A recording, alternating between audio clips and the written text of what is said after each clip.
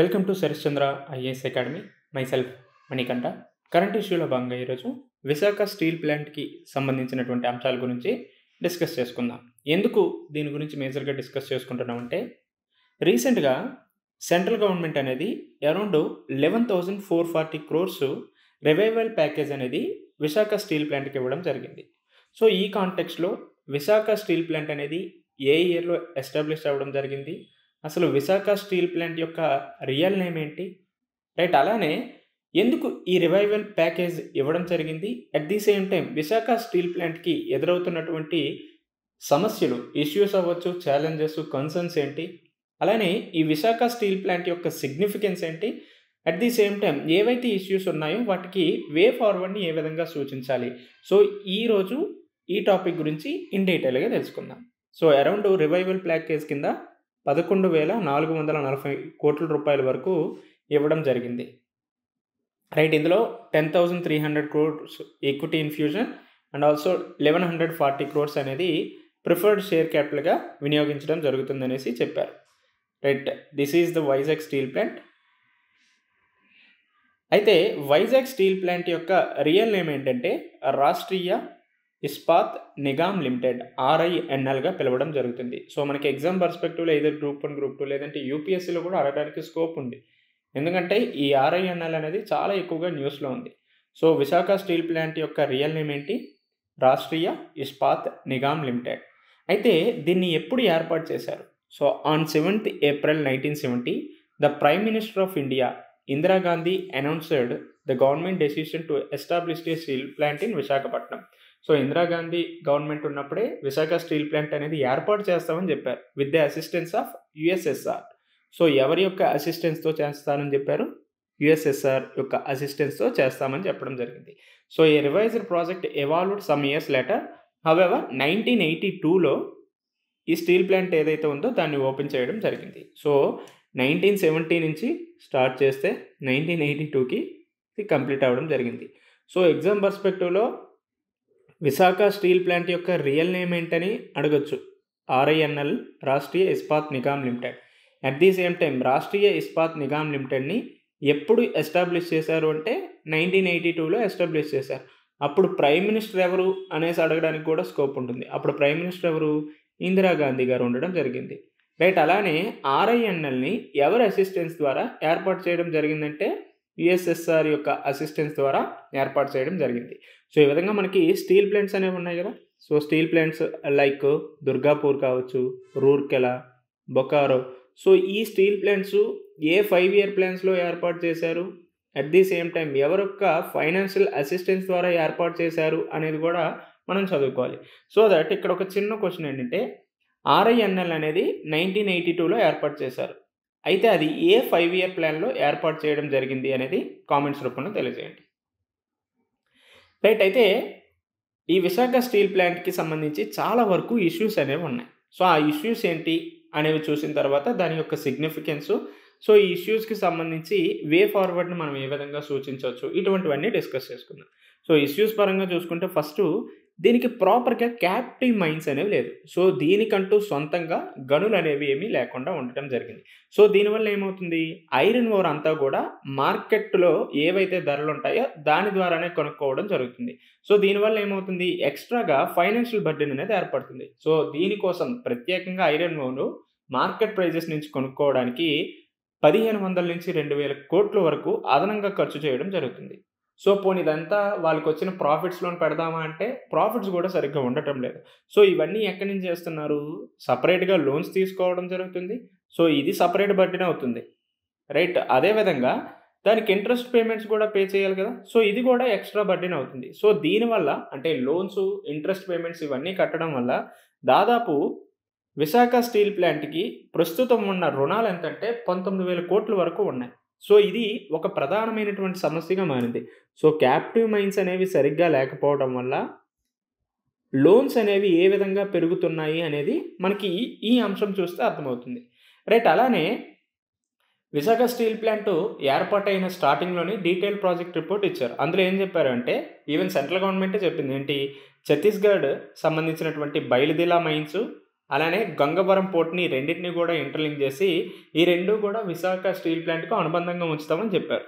However కార్యాచరణకు వచ్చేసరికి, implementation లెవెల్కి వచ్చేసరికి ఇదేది కూడా జరగలేదు. అటు బయలుదిల్లా మైన్స్ అనేవి రాలేదు, గంగవరం పోర్ట్ కూడా విశాఖ స్టీల్ ప్లాంట్ అండర్లోకి రాకుండా ప్రైవేట్ ఆర్గనైజేషన్లోకి వెళ్ళిపోవడం జరిగింది. Right. At the same time parliament standing committee ఏదైతే ఉందో అదేం చెప్పిందంటే విశాఖ స్టీల్ ప్లాంట్కి సపరేట్గా క్యాప్టివ్ మైన్స్ ఉండాలి అనేసి చాలా గట్టిగా చెప్పింది. కానీ అప్పటికి కూడా సెంట్రల్ గవర్నమెంట్ అనేది యాక్సెప్ట్ చేయలేదు. సో దట్ స్టిల్ ఎప్పుడు కూడా విశాఖ స్టీల్ ప్లాంట్కి సపరేట్గా క్యాప్టివ్ మైన్స్ అనేవి లేకపోవడం జరిగింది. So even Visakha steel plant అటు మిగతా స్టేట్ గవర్నమెంట్స్కి, సెంట్రల్ గవర్నమెంట్కి చాలా వరకు రిక్వెస్ట్ చేయడం జరిగింది. బట్ స్టిల్ అది అలానే పెండింగ్లో ఉండిపోవడం జరిగింది. సో ఇది ఒక ప్రధానమైనటువంటి సమస్య. సో అప్పుడు డీటెయిల్ ప్రాజెక్ట్ రిపోర్ట్లో ఇస్తామని చెప్పిన బయలుదేరిన మైన్స్, గంగవరం పోర్టుకు సంబంధించినటువంటివి ఏవి కూడా విశాఖ స్టీల్ ప్లాంట్ కంట్రోల్లోకి రాలేదు. సో మేజర్గా పోనీ బయలుదేరిన మైన్స్ రాలేదు, గంగవరం పోర్ట్ అయినా విశాఖ స్టీల్ ప్లాంట్ అండర్లోకి వస్తుంది, ఆ చుట్టూ ఉన్నటువంటి ఏవైతే ల్యాండ్ ఉందో అదంతా కూడా విశాఖ స్టీల్ ప్లాంట్కి సంబంధించింది. పోనీ అదైనా ఉంటుంది కదా అనేసి విశాఖ స్టీల్ ప్లాంట్ వాళ్ళు ఆలోచించారు. అప్పుడు ఏం జరిగిందంటే సో మ్యాక్సిమం విశాఖ స్టీల్ ప్లాంట్కి వచ్చేటటువంటి కోల్ ఇంపోర్ట్స్ అన్నీ కూడా త్రూ పోర్ట్ ద్వారా బయట దేశాల నుంచి వస్తాయి కాబట్టి పోర్ట్ ఫెసిలిటీ అనేది చాలా వరకు ఇంపార్టెంట్. సో ఆ పోర్ట్ ఫెసిలిటీస్ ఉండాలి అనే ఉద్దేశంతో గంగవరం పోర్ట్ని వీళ్ళు తీసుకోవాలని చూశారు. కాకపోతే ఏం చేశారు, సో ఈ గంగవరం పోర్ట్ అంతా కూడా ప్రైవేట్ అండర్లోకి వెళ్ళిపోవడం జరిగింది. సో అదాని వాళ్ళు సొంతం చేసుకోవడం జరిగింది. సో ఇది మాత్రమే కాకుండా ఈ గంగవరం పోర్ట్ దగ్గర ఉన్నటువంటి అరౌండ్ ఒక 1100 ఎకరాలు విశాఖ స్టీల్ ప్లాంట్కి సంబంధించింది. అయితే ఈ గంగవరం పోర్టు ప్రైవేట్ అండర్లోకి వెళ్ళటం వల్ల ఈ 1100 ఎకరాస్ ఏవైతే ఉన్నాయో వాటన్నిటినీ కూడా స్టేట్ గవర్నమెంట్ తీసుకొని ఈ పోర్ట్ని డెవలప్ చేయడానికి చేసింది. సో దట్ ఈ 1100 ఎకరాస్ కోల్పోవడమే కాకుండా దీని నుంచి ఈ 1100 ఎకరాస్ ఇచ్చారు కాబట్టి గవర్నమెంట్ సమ్ అమౌంట్ ఇచ్చింది. అట్ ది సేమ్ టైం పోర్ట్కి అరౌండ్ 100 కిలోమీటర్స్ బయట ల్యాండ్ అనేది ఇవ్వడం జరిగింది. సో దీనివల్ల విశాఖ స్టీల్ ప్లాంట్కి ఏమైనా యూజ్ వచ్చిందంటే ఏమీ జరగలేదు. సో ఈ ల్యాండే ఇక్కడ ఉండి ఈ పోర్ట్ని వీళ్ళు డెవలప్ చేశారంటే చాలా మంచి ఇన్కమ్ సోర్స్ అనేది, రెవెన్యూ జనరేషన్ అనేది ఉండేది. సో దట్ ఇక్కడ కూడా ఇటు గంగవరం పోర్టు పరంగా కూడా చాలా వరకు ఎదురు దెబ్బ విశాఖ స్టీల్ ప్లాంట్కి తగిలింది. పోనీ ఈ గంగవరం పోర్టు అటు ప్రైవేట్ కంట్రోల్లో ఉంది కదా, అదేమైనా మంచిగా జరిగిందంటే 2021లో ఏం జరిగిందంటే ఎంప్లాయీస్ ఎవరైతే ఉన్నారో వాళ్ళు స్ట్రైక్ చేయడం జరిగింది. సో ప్రైవేట్ ఆర్గనైజేషన్స్లో ఎంప్లాయ్మెంట్ స్ట్రైక్ జరిగింది. సో అరౌండ్ ఒక 12 to 15 days ఎంప్లాయ్మెంట్ స్ట్రైక్ జరిగింది. సో దీనివల్ల ఏమైందంటే చాలా వరకు ఇంపోర్ట్స్ అనేవి రాలేదు. సో అరౌండ్ ఈ గంగవరం పోర్ట్ నుంచే విశాఖ స్టీల్ ప్లాంట్కి కోల్ ఇంపోర్ట్స్ అన్నీ వస్తాయి. అయితే ఈ పోర్ట్ అనేది పూర్తిగా ఆగిపోవడం వల్ల కోల్ ఇంపోర్ట్స్ కోల్ అనేది ఇక్కడ సరఫరా కాకపోవడం వల్ల విశాఖ స్టీల్ ప్లాంట్ దాదాపు మూసేసే స్థాయికి అయితే వచ్చింది. సో రా మెటీరియల్ లేకుండా ఎక్కడ ప్రొడక్షన్ జరుగుతుంది? సో ఈ విధంగా ప్రైవేట్ కంట్రోల్లోకి వెళ్ళినటువంటి గంగవరం పోర్టు వల్ల కూడా విశాఖ స్టీల్ ప్లాంట్కి ఒక రకంగా ఎదురు దెబ్బ తగిలింది. రైట్. అలానే బయలుదిల్లా మైన్స్ ఏదైతే ఉందో, సో ఇక్కడ మనం చెప్పుకున్నాం కదా బయలుదిల్లా మైన్స్. సో ఇది డీటెయిల్డ్ ప్రాజెక్ట్ రిపోర్ట్లో విశాఖ స్టీల్ ప్లాంట్కి వస్తుందని అనుకున్నారు. కాకపోతే ఈ బయలుదిల్లా మైన్స్కి సంబంధించినటువంటి రైట్స్ కూడా అదాని వాళ్ళు కొనుక్కోవడం జరిగింది. సో దట్ ఇటు బయలుదిల్లా మైన్స్ రైట్, అలానే గంగవరం పోర్ట్ ఈ రెండు కూడా ప్రైవేట్ అండర్లోకి వెళ్ళిపోవడం జరిగింది. సో దట్ ప్రాపర్గా క్యాప్టివ్ మైన్స్ లేదు, పోనీ అట్లీస్ట్ బయలుదేరిన మైన్స్ నుంచి ఏమైనా కోల్ సంథింగ్ రా మెటీరియల్స్ ఏమైనా వస్తాయి అనుకుంటే అవి కూడా రాకపోవడం జరిగింది. రైట్. అలానే 2019లో సౌత్ కొరియా కంపెనీ అయినటువంటి పోస్కోతో ఒక అగ్రిమెంట్ చేసుకున్నారు. ఏంటంటే steel production around 50 lakh tons వరకు మీకు స్టీల్ ప్రొడక్షన్ చేస్తామని చెప్పారు. అట్ ది సేమ్ టైం దీనికి సంబంధించి ఎడిషనల్ ప్లాంట్ కూడా ఓపెన్ చేస్తామన్నారు. కాకపోతే ఈ సమస్యలన్నీ ఉండటం వల్ల ఇది ఇంప్లిమెంటేషన్ స్థాయిలోకి రాలేదు. ఇదంతా ఒక సైడ్ జరుగుతుంటే ఇంకొక సైడ్ ఏం జరిగిందంటే ఈ సౌత్ కొరియా కంపెనీ అయినటువంటి పోస్కోతోనే అదానీ వాళ్ళు అగ్రిమెంట్స్ అనేవి కుదుర్చుకోవడం జరిగింది.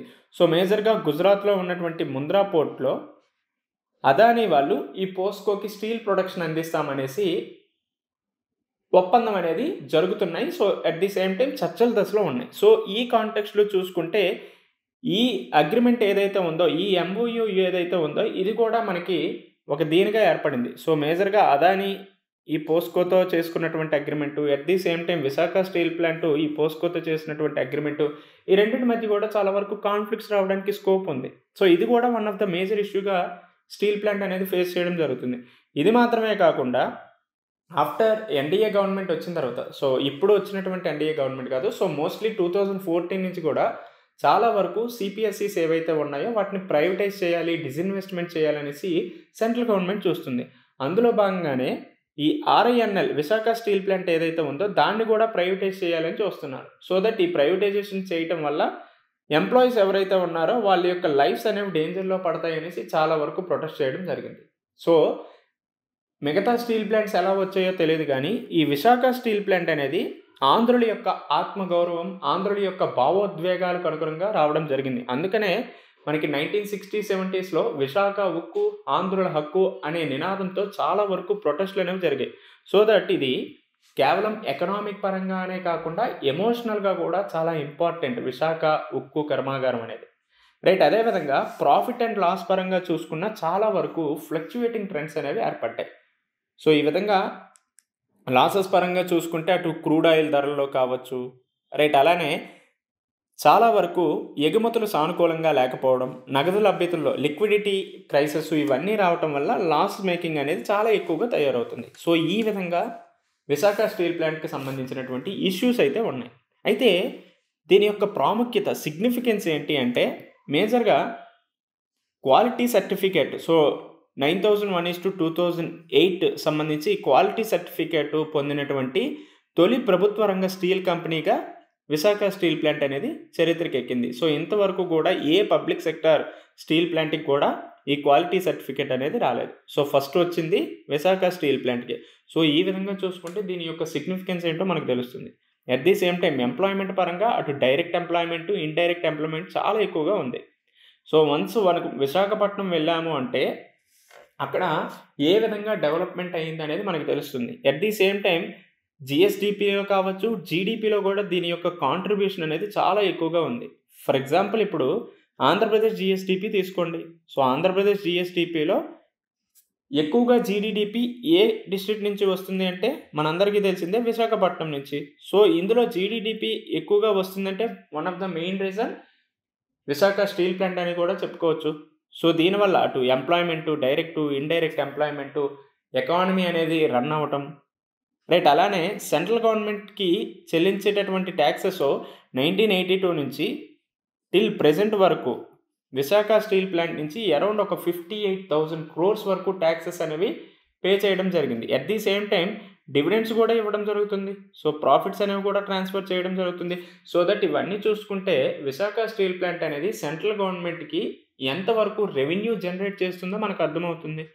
రైట్, అలానే ఇయర్లీ స్టీల్ ప్రొడక్షన్ కూడా చాలా వరకు ఇంక్రీజ్ అవుతుంది. సో ప్రారంభంలో పెట్టుకున్నటువంటి టార్గెట్స్తో కంపారిజన్ చేసుకుంటే ప్రజెంట్ వస్తున్నటువంటి అవుట్కమ్ ప్రొడక్షన్ అనేది చాలా ఎక్కువగా ఉంది. సో ఈ విధంగా చూస్తే విశాఖ స్టీల్ ప్లాంట్ అనేది ఎంతవరకు ఇంపార్టెంటో, ఎంత ఇంపార్టెన్స్ ఉంది, ఎంత సిగ్నిఫికెన్స్ ఉంది అనేది మనకు తెలుస్తుంది.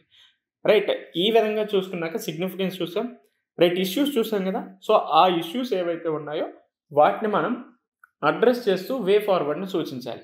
సో ఇది మెయిన్స్ పాయింట్ ఆఫ్ వ్యూలో కావచ్చు, లేకపోతే ఇంటర్వ్యూలో అడిగినప్పుడైనా మనం ఇలా చెప్పొచ్చు. సో విశాఖ స్టీల్ ప్లాంట్ ఉంది, సో దట్ ఏం చేస్తే ఈ విశాఖ స్టీల్ ప్లాంట్ అనేది బయటికి రావడం జరుగుతుంది, అంటే ఇప్పుడు ఉన్నటువంటి ఇష్యూస్ నుంచి బయటికి రావడం జరుగుతుంది. సో వన్ ఈజ్ ప్రైవేటైజేషన్ అనేది అన్నిటికీ సమాధానం కాదు. సో ఎందుకంటే విశాఖ స్టీల్ ప్లాంట్ అనేది భావోద్వేగాల నడుమ ఏర్పడినటువంటి స్టీల్ ప్లాంట్ కాబట్టి ప్రైవేటైజేషన్ చేస్తే గవర్నమెంట్కి రెవెన్యూ వస్తుంది అని ఆలోచించేదానికంటే దానికి ప్రాపర్గా క్యాప్టివ్ మైన్స్ అందించామంటే, రా మెటీరియల్స్ తన దగ్గర నుంచే ఉన్నాయంటే అప్పుడు చాలా వరకు ఈ లోన్స్ అవ్వచ్చు, ఇంట్రెస్ట్ పేమెంట్స్ ఇవన్నీ చాలా వరకు తగ్గుతాయి. సో దట్ ప్రైవేటైజేషన్ అనే కంటే క్యాప్టివ్ మైన్స్ని దీనికి అందించడం వల్ల చాలా వరకు మంచి జరుగుతుంది అనేసి ఆలోచించవచ్చు. ఇది మాత్రమే కాకుండా ప్రాపర్గా బడ్జెట్ ఎలొకేషన్స్. సో ప్రజెంట్ ఇప్పుడు 11,000 crores ఏ విధంగా అందించడం జరిగిందో ఇయర్లీ కూడా దీనికి సరిపోయేటటువంటి బడ్జెట్ ఎలొకేషన్స్ కావచ్చు, లేకపోతే ఇప్పుడు ఉన్నటువంటి ఏవైతే పెద్ద పెద్ద ఇష్యూస్ ఉన్నాయో వాటన్నిటినీ కూడా చెక్ పెట్టేటట్టు అటు సెంట్రల్ గవర్నమెంట్, స్టేట్ గవర్నమెంట్ రెండు కూడా కొలాబరేట్ అయ్యి ముందుకు వస్తే చాలా వరకు ఉన్నటువంటి ఇష్యూస్ అన్నిటినీ కూడా సాల్వ్ చేయవచ్చు. సో ఈ విధంగా చేస్తే విశాఖ స్టీల్ ప్లాంట్ ఇష్యూ ఏదైతే ఉందో అది చాలా వరకు మనం కంట్రోల్ చేయవచ్చు. ఐ హోప్ అందరికీ అర్థమైంది అనుకుంటున్నా. సో రేపటి క్లాస్లో మళ్ళీ ఇంకో అంశంతో కలుసుకుందాం. And then take care, bye.